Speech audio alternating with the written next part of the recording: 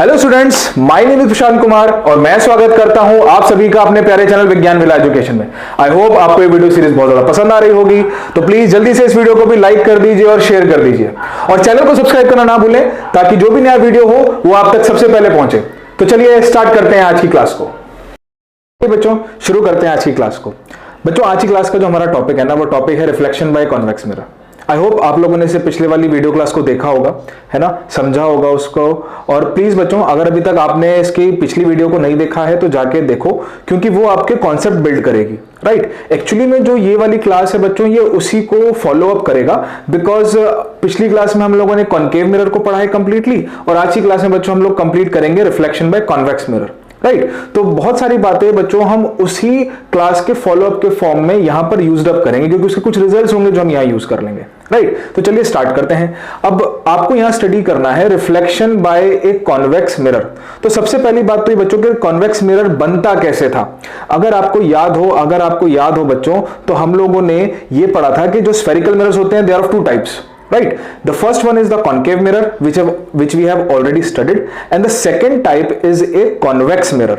Now convex mirror कैसे form होता है, अगर आपको याद हो बच्चों, so what we have is कि हमारे पास एक ऐसे स्फेयर था, है ना। स्फेयर को हमने यहां से कट कर लिया। कट करने के बाद हमारे पास ये एक सरफेस बचेगा, है ना। तो मैं सरफेस को बच्चों देखो यहां ड्रॉ करता हूं। जब हमें कॉनकेव मिरर बना था बच्चों, तो हमने क्या किया था, हमने ये वाली साइड को कोट किया था, है ना। हमने इस वाली साइड को कोट किया था। इस बार हम क्या करेंगे, हम कोटिंग इस तरफ करने के बजाय ना यहां ये अंदर वाली साइड पे कोटिंग करेंगे। तो मैं एक बार इसको फिर से ड्रॉ करता हूं, जरा ध्यान से देखो, ये हमने क्या किया, इस अंदर वाली साइड को इस बार बच्चों कंप्लीटली कोट कर दिया। Now because of coating, now this surface, ये जो आउटर सरफेस है, ये बन जाएगा आपका रिफ्लेक्टिंग सरफेस। अब now because this one is the reflecting surface, तो अगर आप देखें ये कर्व्ड आउटसाइड नहीं है, ये बाहर की तरफ कर्व नहीं हुआ हुआ, क्योंकि जो भी लाइट आएगी वो यहां से रिफ्लेक्ट होगी। पिछली बार वाली में लाइट यहां से रिफ्लेक्ट हो रही थी, इस बार आपको यहां से रिफ्लेक्ट करनी है, and that is the reason कि हम ये कहते हैं कि इसका रिफ्लेक्टिंग सरफेस आउटसाइड कर्व्ड है। मैं आपको बच्चों इसका एक रियल एग्जांपल देता हूं। आप लोगों ने स्पून को यूज किया अपने घरों में, तो स्पून बच्चों आपको कुछ इस तरीके से दिखती है। अगर आप ध्यान से जानते हो, ये कुछ इस तरीके से होता था, है ना। राइट, तो इसमें एक सरफेस ये वाला बनता है ना, और दूसरा सरफेस ये वाला है। इस वाले सरफेस को अगर आप देखोगे ना बच्चों, तो ये वाला जो सरफेस है आपका, ये वाला जो सरफेस है, ये आपको एक्ट करेगा एक कॉनकेव की तरह, and this surface will act as convex. आप देखना घर पे, ट्राई करके देखना। तो जैसे ये वाला सरफेस आउटसाइड कर्व्ड है ना, ये वाला सरफेस जैसे आउटसाइड कर्व्ड है, because of the same reason this mirror is known as convex mirror. इसी रीजन की वजह से इसे बच्चे कहते हैं convex mirror. Right, so I hope आपको डेफिनेशन समझ में आ गया होगा कि कॉन्वेक्स मिरर एक ऐसा मिरर होता है जिसका रिफ्लेक्टिंग सरफेस आउटसाइड कर्व्ड हो। चलिए आगे चलते हैं। What we have next, the next term is that the terminology remains the same in this mirror. यानी कि जितनी भी टर्म्स आपने पढ़ी, टर्म्स क्या क्या पढ़ी थी आपने, you have studied pole, you have studied focus, you have studied centre of curvature, right, everything remains the same, सब कुछ सेम रहेगा। The only difference is the formation of focus. जो फोकस का फॉर्मेशन है ना, उसका प्रोसेस थोड़ा सा there is a little change, थोड़ा सा चेंज हो जाएगा। एंड फोकस भी अभी हम बच्चों स्टडी करेंगे। You will get to know that focus is not a real focus, it will be a virtual focus and it will lie behind the mirror. तो जल्दी से हम इस टर्मिनोलॉजी को रिपीट कर लेते हैं। अगर आपको ध्यान हो तो हमारे पास एक ऐसा फिगर था। अगर आप इस फिगर को बच्चों ध्यान से देख पा रहे हैं तो ध्यान से देखिए, ये वाला इस बार जो सरफेस हमारा, ये outer surface, now this surface has become the reflecting surface. Now this center point is known as the pole, the sphere of which it is part of, उसके इसी सेंटर को हम इसका बोलेंगे centre of curvature. Right, this is the centre of curvature and here is the focus. बच्चों ये focus है। तो the complete terminology remains the same, कि भाई प्रिंसिपल फोकस सेंटर वाला है, राइट, सेंटर ऑफ कर्वेचर होगा इसका, एक प्रिंसिपल एक्सिस से पास करेगी लाइन, है ना। वो सारी टर्म सेम है जो आपने समझे, बिल्कुल सेम है, देयर इज नो चेंज। तो आप उस कॉन्सेप्ट को जो सीख चुके हो उसको सिर्फ इस चक्कर में कि कॉन्वेक्स में आ गया तो कुछ चेंज हो जाएगा, नहीं, कंफ्यूज नहीं करना, जो पढ़ा था बिल्कुल वैसा ही है। बस जो डिफरेंस आएगा ना बच्चों, वो इस फोकस में डिफरेंस आएगा। And let me give you the idea कि वो बनेगा कैसे, जरा अभी पढ़ते हैं, टेंशन क्यों ले रहे हो, देखो अभी पढ़ते हैं। So now what we have is the formation of focus. देखो फोकस कैसे बनेगा, फोकस बनाने के लिए प्रोसेस तो सेम है, मैंने आपको बताया था फोकस बनाने के लिए आपको हमेशा पैरेलल लाइट रेज चाहिए, तो वो तो चाहिए, वो तो यहां पर भी चाहिए होंगी। बस होगा ये कि ये मिरर के पीछे बनेगा। देखो मिरर के पीछे बनेगा कैसे, मैं आपको ये समझाता हूं। देखिए सुनिए, मान लेते हैं देखो आपको कॉन्वेक्स मिरर बनाना है, तो ऐसा होगा, ये वाला सरफेस सब रब का कोटेड वाला होगा, है ना, तो ये हमारा रिफ्लेक्टेड सरफेस बन जाएगा। अब ये रही इसकी principal axis, this is the principal axis. तो हमने क्या पढ़ा है कि भाई आपको पैरेलल लाइट रेज चाहिए होती हैं, आप ये कुछ पैरेलल लाइट रेज लेकर आए, and the rule says that after reflection they will pass through focus. Reflection के बाद उसे हमें फोकस से पास करना है। अब फोकस तो अभी हम ढूंढ ही रहे हैं, तो ये कैसे फोकस से पास होगी जरा इसे समझते हैं। देखो मैंने आपको ये समझाया कि जहां कहीं भी लाइट इंसिडेंट करेगी मिरर पर और उसके बाद आपको ये पता करना है कि उसका रिफ्लेक्शन कहां होने वाला है, तो आपको करना सिर्फ इतना है, करना सिर्फ और सिर्फ इतना है कि आप उस सरफेस पर ना एक नॉर्मल ड्रॉ करो। ये नॉर्मल बन गया। नॉर्मल किसके थ्रू बनाना है बच्चों, देखो इस सरफेस पे बनाना है नॉर्मल, इस surface. Now if I change the colour तो you will get to know कि देखो ये वाला देखो यहां इस सरफेस पे देखो ये नॉर्मल बन रहा है ना। तो अब हम क्या करेंगे, ये बन गया हमारा एंगल ऑफ इंसिडेंस, तो हमें यहीं से एंगल ऑफ रिफ्लेक्शन चाहिए। अब सोचो बच्चों किधर की तरफ जाएगा, does the light go downward और इट शुड गो अपवर्ड, है ना, अपवर्ड जानी चाहिए ना, क्योंकि तभी एंगल बनेगा रिफ्लेक्शन के बराबर। So that is the reason कि लाइट रे इस डायरेक्शन में इस बार रिफ्लेक्ट होगी। And similarly this light ray also it will get reflected in this direction। क्यों, क्योंकि देखो आप यहां पर भी आप जब नॉर्मल ड्रॉ करोगे तो कुछ ऐसा होगा, ये एंगल ऑफ इंसिडेंस हो गया तो ये वाला एंगल ऑफ रिफ्लेक्शन होगा, right. There is no another way कि ये किसी और तरफ रिफ्लेक्ट कर जाए, and that is the reason कि अब आप ध्यान से देखो ये रिफ्लेक्टेड लाइट रेज, ये वाली and this one, they will not going to meet with each other at this surface. इस सरफेस पर तो ये कहीं पर भी मीट नहीं करने वाली। तो क्या तरीका होता है, तरीका ये होता है कि भाई बिहाइंड द मिरर जाके देख लो। देखो बिहाइंड द मिरर करेंगे तो ये लाइट कुछ ऐसे पास करेगी, बिहाइंड मिरर करेंगे तो लाइट कुछ ऐसे पास करेगी। Now this is the point, और इसी पॉइंट को हम लोग बच्चों कहते हैं अपना कॉन्वेक्स मिरर का focus. So this is how you get the focus of the convex mirror। इस तरह से आपको कॉन्वेक्स मिरर का फोकस मिल जाएगा। And if you notice that focus is lie behind the mirror, देखो मिरर तो यहां है, इसके पीछे फोकस बन गया है, and that is the reason we said that the focus will lie behind the mirror. देखो इस डायग्राम के अंदर भी मैंने आपको सेम बात समझाने की कोशिश करी है। आई होप आपको यह बात समझ में आ गई होगी। चलिए नेक्स्ट टर्म की तरफ चलते हैं। अब now we have ray diagrams of convex mirror. तो बच्चों जैसे हमने वहां पर 6 केसेस के बारे में पढ़ा है, 6 अलग अलग पोजीशंस के बारे में पढ़ा है, यहां पर ये बहुत इजी है। यहां पर आपके पास सिर्फ और सिर्फ 2 ही पोजीशंस है, ठीक है। तो घबराने की कोई दिक्कत नहीं है कि फिर से वही 6 पोजीशंस पढ़नी पड़ेंगी क्या, तो ऐसा कुछ नहीं। आपके पास अगेन सिंपली 2 पोजीशंस है, और पहली पोजीशन देखो बच्चों लिखी हुई है एट इंफिनिटी, यानी अगर आपका ऑब्जेक्ट इन्फिनिटी पर हो। Now you know very well that infinity term is a relative term, तो अगर ऑब्जेक्ट मिरर के साइज के कंपैरिजन में भी काफी ज्यादा दूर है तो भी हम उसको क्या मानेंगे बच्चों, इन्फिनिटी ही मानेंगे। एंड बिकॉज ऑफ दैट अगर लाइट रेज इन्फिनिटी से आ रही हैं तो आपने पढ़ा है कि वो पैरेलल लाइट रेज होती हैं। पैरेलल लाइट रे का मतलब कि वो जब पास करेगा तो कहां से जाएगा, फोकस से जाएगा। दैट सिंपली मींस कि इस बार भी इसकी इमेज कहां बनेगी बच्चों, एट फोकस बनेगी। देखो ये लिखा हुआ है यहां पर, राइट। तो जो डायग्राम है वो सेम है जो अभी हमने जस्ट अभी 2 मिनट पहले जो बनाया, जस्ट अभी जो बनाया। And you know very well कि जब इमेज फोकस पे बनता है तो उसकी प्रॉपर्टीज क्या होती हैं। You know very well that it will be highly diminished and now the nature will be virtual and erect. Now there is a slight change in the nature of the image. Concave में यही nature आ रहा था, real and inverted. Now this nature is virtual and erect. जरा सोचो क्यों। देखो obvious सी बात है, जरा आप यहां ध्यान से देखो, ये वाली जो बच्चों लाइट रे हैं, ये वाली जो बच्चों लाइट रे है, क्या ये इमेजिनरी लाइट रेज नहीं है, ये वाली है ना, ये वाली लाइट रे जो है बच्चों ये इमेजिनरी लाइट रे है। अब जब इमेजिनरी लाइट रे है तो ऑब्वियस सी बात है फोकस कैसा बनेगा, वर्चुअल बनेगा। So this is the reason, right. चलिए आगे चलते हैं। नाउ द नेक्स्ट डायग्राम और the next ray position is when the object is between infinity and the pole. अब आप ये मान लो कि वो जो ऑब्जेक्ट पहले इन्फिनिटी पर रखा था ना, उसको हम थोड़ा सा आगे ले आए, and now it is somewhere around the mirror, हमने उसको मिरर के आसपास रख लिया। ठीक है, तो अब देखो होगा क्या, अब होगा क्या, देखो अगर मैं इसको स्पेस लेता हूं बच्चों, हाँ जरा यहां देखो होगा क्या, होगा ये कि अब देखो आपके पास ये एक इस तरीके से कॉन्वेक्स मिरर था, राइट, ओहो स्ट्रेट लाइन बन जा, चलो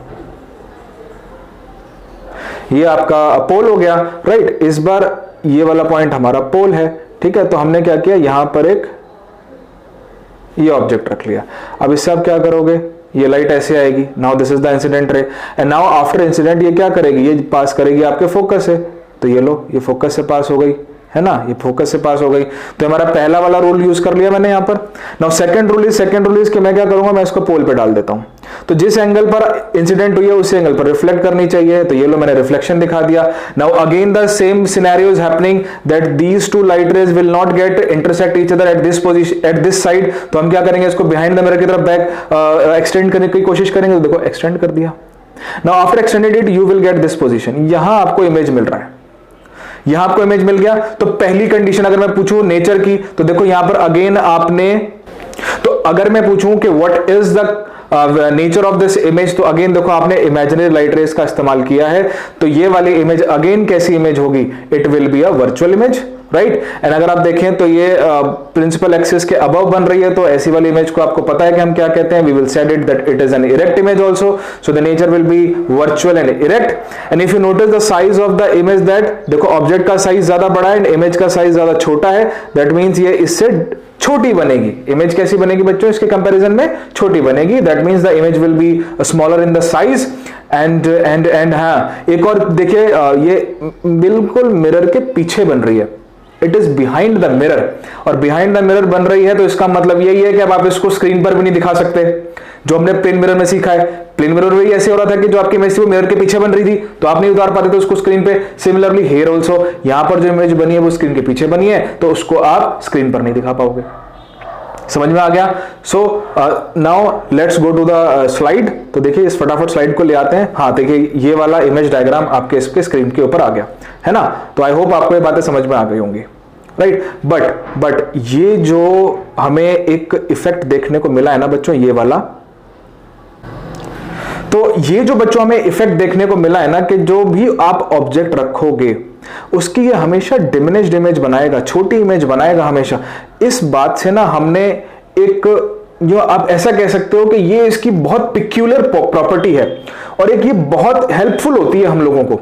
और वो हेल्पफुल इसलिए होती है कि क्योंकि ये हमेशा इमेज छोटी बनाएगा। कितना ही बड़ा ऑब्जेक्ट रखो and if it is between infinity and the pole, तो वो हमेशा उसकी इमेज कैसी बनाएगा, छोटी बनाएगा। इसकी वजह से बच्चों हमें फायदा ये होता है कि हमारा जो व्यू फील्ड है ना वो बहुत बढ़ जाता है। व्यू फील्ड होने का मतलब ये है कि ये लार्जर डिस्टेंस तक कवर करेगा। ये ऑब्जेक्ट का, जहां पर आपका ऑब्जेक्ट रखा हो उससे जो आपको इमेज बनानी है उसका बहुत लॉन्गर डिस्टेंस, बहुत ही व्यू फील्ड इसका बढ़ जाएगा। आप ऐसा मान सकते हो कि अप्रोक्सीमेटली 180 डिग्री तक का आपको सिनेरियो दिखा सकता है। Not even 180, it can go up to 360 also. तो ये पूरे की पूरी कंप्लीट 360 एंगल को भी दिखा सकता है।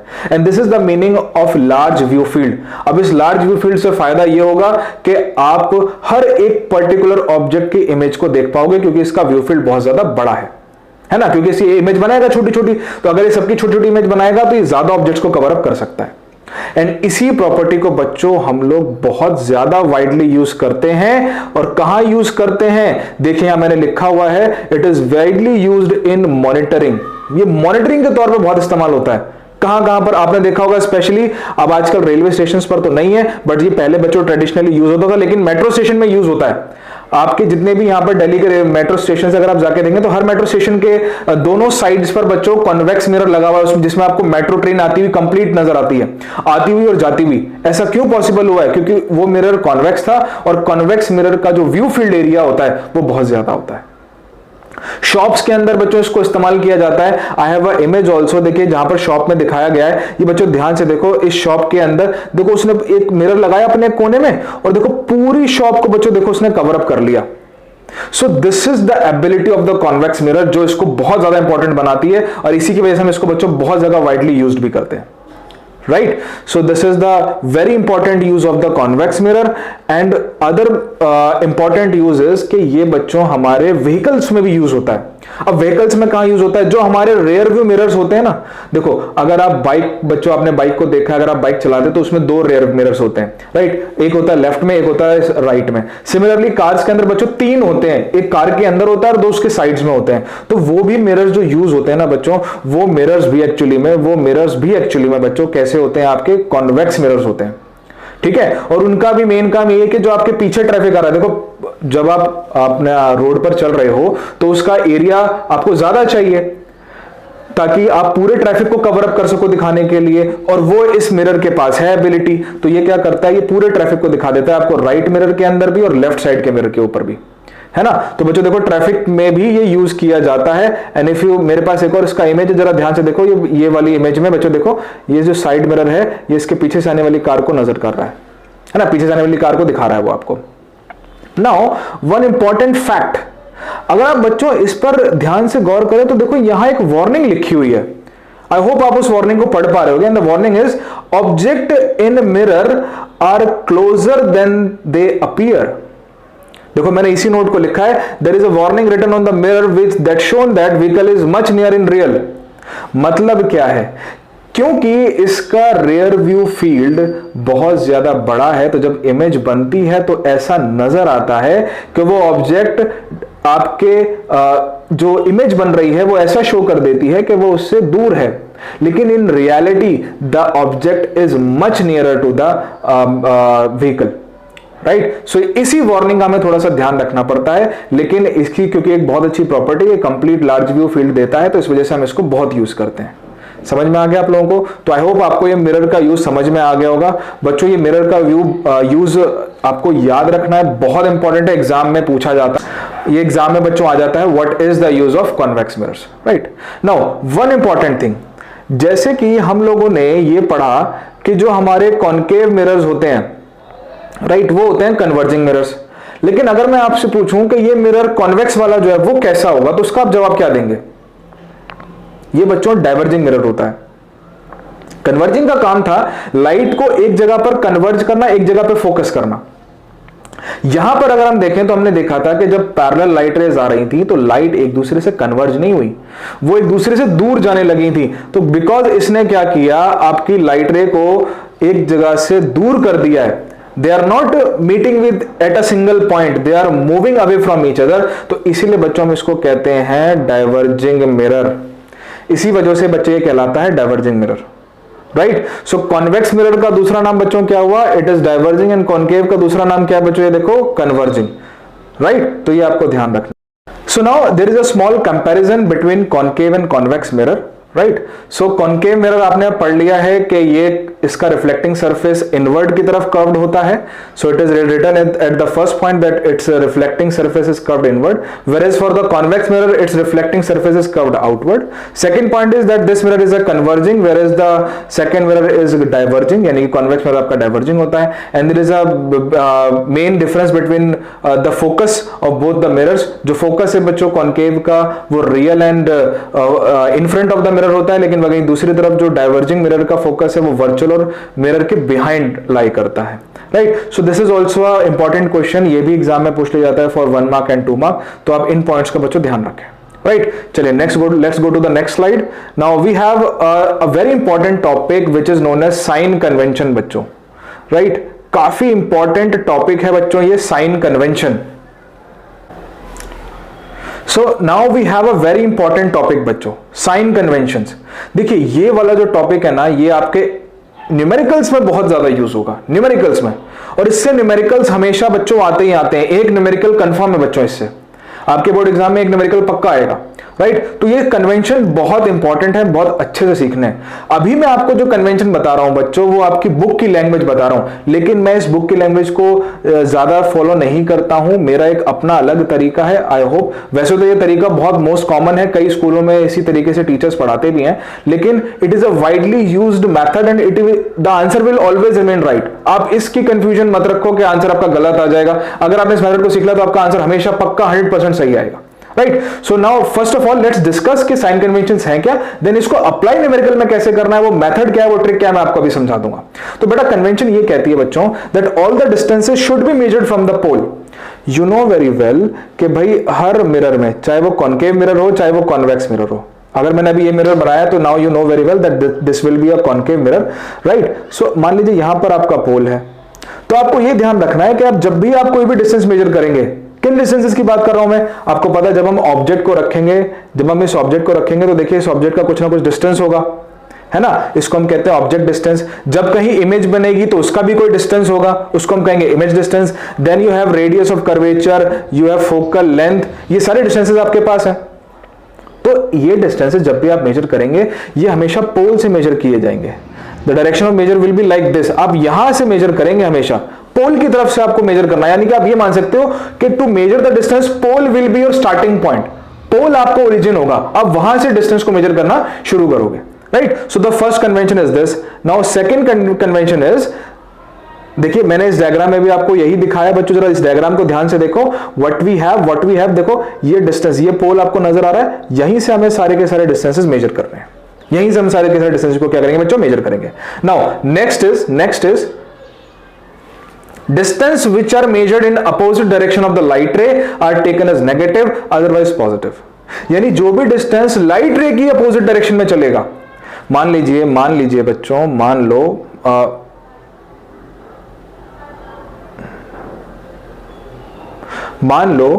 लो लाइट रे ऐसे आ रही है एक ऑब्जेक्ट से, और क्योंकि आपने एक कॉनकेव मिरर रखा हुआ था तो मान लेते हैं पोल का डिस्टेंस आप ऐसे ले रहे हो, तो देखो ये दोनों की डायरेक्शन एक दूसरे से अपोजिट है, एंड बिकॉज ऑफ दैट अब जो मैं ऑब्जेक्ट डिस्टेंस लिखूंगा ना उसको मुझे नेगेटिव में लिखना पड़ेगा, राइट। तो जो भी डिस्टेंस हो, जरूरी नहीं है ऑब्जेक्ट डिस्टेंस हो, ये फोकल लेंथ भी हो सकती है, ये रेडियस ऑफ कर्वेचर भी हो सकता है, कोई भी डिस्टेंस हो सकता है। अगर आप लाइट के अपोजिट डायरेक्शन में हो तो आपको वो डिस्टेंस किस में लिखना पड़ेगा बच्चों, नेगेटिव में लिखना पड़ेगा, राइट। और अगर दोनों की डायरेक्शन सेम है, तो उस केस में पॉजिटिव बन जाएगा कि मान लीजिए लाइट रे भी ऐसे जा रही है और आप डिस्टेंस भी ऐसे मेजर कर रहे हो, तो इस केस में दोनों की डायरेक्शन पॉजिटिव हो गई, तो इस बार हम क्या करेंगे, इसको पॉजिटिव लिखेंगे, समझ गए।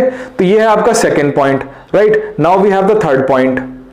देखो इस डायग्राम में मैंने आपको वही दिखाया है, डायग्राम में भी एक बार चेक कर लो। देखो वो बोल रहा है कि अगर आप सेम डायरेक्शन की लाइन में हो तो डायरेक्शन आपका पॉजिटिव आ जाएगा, लेकिन अगर आप अपोजिट डायरेक्शन की लाइन में हो तो आपका डिस्टेंस नेगेटिव आ जाएगा, ठीक है। चलिए नेक्स्ट पॉइंट की तरफ चलते हैं। The next point of the convention is that if the size is measured above the principal axis, यानी कि जब कभी भी आप साइज को देखो, इसमें या दो ही साइज होंगे, या तो ऑब्जेक्ट का साइज होगा या इमेज का साइज होगा। अगर आप ऑब्जेक्ट का साइज या इमेज का साइज, किसी का भी साइज, जो भी साइज है, अगर आप अबव द प्रिंसिपल एक्सिस देख रहे हो ना, यानी कि जैसे मान लीजिए ये मिरर था,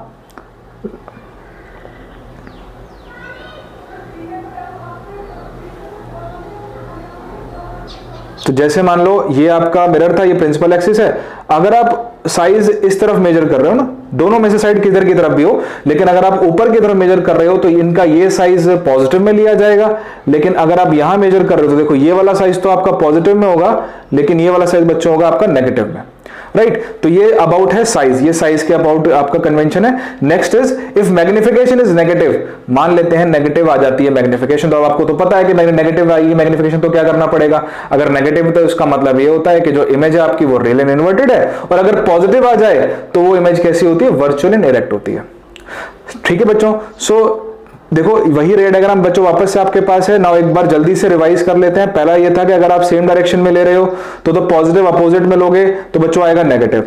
height above the principal axis आएगी पॉजिटिव, बिलो द लोगे तो आएगी हमेशा नेगेटिव। और अगर मैग्निफिकेशन नेगेटिव आ रहा है तो मतलब ये हुआ कि इमेज रियल है, और अगर ये पॉजिटिव आ रहा है तो मतलब ये हुआ इमेज वर्चुअल और इरेक्ट है, राइट। सो ये है आपके साइन कन्वेंशन, ये आपको याद रखने हैं, राइट।